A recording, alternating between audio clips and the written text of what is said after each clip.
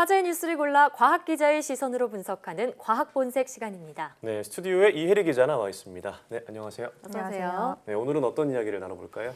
네, 얼마 전에 국내 기술로 질병을 진단할 수 있는 인공지능이 개발돼서 곧 임상에 들어간다 이런 소식 저희가 뉴스를 통해 전해드렸는데요. 네. 오늘은 이 내용에 대해서 조금 더 자세하게 짚어보도록 하겠습니다. 네. 이제 많은 분들이 인공지능의 중요성이나 그 놀라운 발전 속도에 대해서는 익숙하게 생각하실 것 같은데요.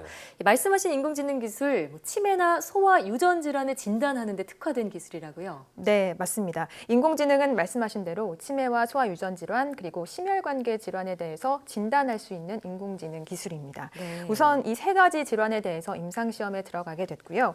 이 질환 외에도 대장암이나 유방암 그리고 전립선암 등 또 다른 5대 질환에 대해서도 인공지능 기술을 개발하고 있고 예. 개발이 완료되는 내년 중으로 임상에 돌입한다는 계획입니다. 네, 근데 이제 인공지능 의사가 질병을 진단한다는 것에 명확하게 이해가 안 되는 부분들이 있어요. 예를 들어 의사는 이제 환자와 대화를 하면서 네. 문진을 하잖아요. 그런 방식은 아닐 테고 어떻게 인공지능이 질병을 진단하는 건가요?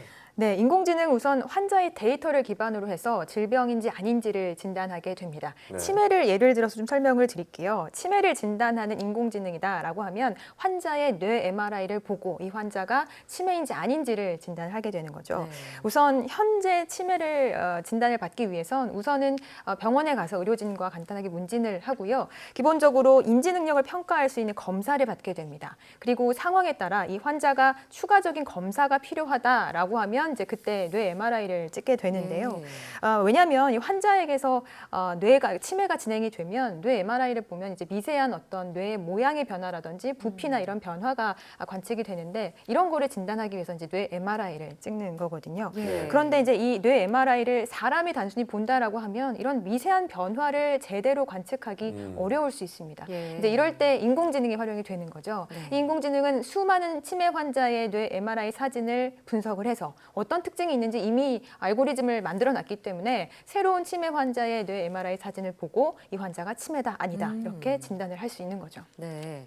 아무래도 이렇게 방대한 데이터가 쌓이다 보면 인공지능이 사람보다 좀 더 정확하게 이런 치매와 같은 질병을 예측할 수 있을 것 같아요. 네, 맞습니다. 말씀하신 대로 인공지능은 데이터가 쌓일수록 정확해지기 때문에 네. 앞으로 이번에 개발된 인공지능 기술도 더 정교해질 수 있을 것으로 보입니다. 네. 네. 인공지능으로 병을 진단하면 뭐 정확도에서도 장점이 있을 수 있지만 또 한 가지 좋은 점이 빠른 속도로 질병을 진단할 수 있다라는 거거든요. 네. 치매의 경우에도 환자의 MRI 사진을 보고 단 1분 30초 만에 이 환자가 치매인지 아닌지를 진단할 수 있었습니다. 또 특히나 소아 유전 질환 같은 경우에는 현재는 이 질환을 진단하기 위해선 짧게는 몇 달, 뭐 길게는 5년 정도의 시간까지도 걸리게 되는데 인공지능으로 이를 진단하면 이 시간을 대폭 줄일 수 있습니다. 네. 이 소아 유전 질환이 왜 이렇게 진단에 오랜 시간에 걸리냐면 소아 유전 질환의 대표적인 증상인 뭐 난청이라든지 네. 발달 저해 이런 것들이 여러 가지 뭐 최대한 뭐 1000개 정도의 유전자에 의해서 유발이 되는데 예. 과연 어떤 유전자가 이런 질병을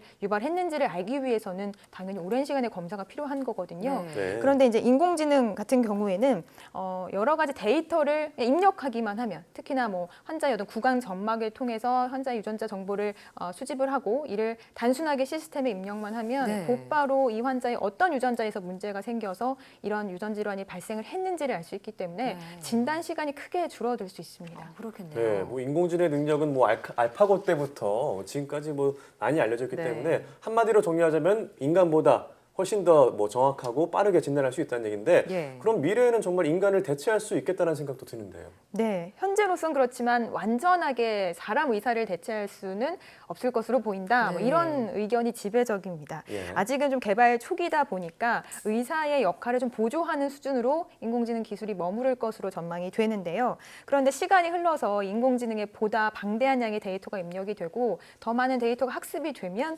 어느 정도 지금보다는 인공지능 의사의 역할이 확대될 수 있을 것으로 기대가 됩니다. 예, 뭐 아직은 한계가 있지만 인공지능이 의사나 변호사, 회계사와 같은 전문직을 대체할 수도 있다 이런 전망도 나오고 있잖아요.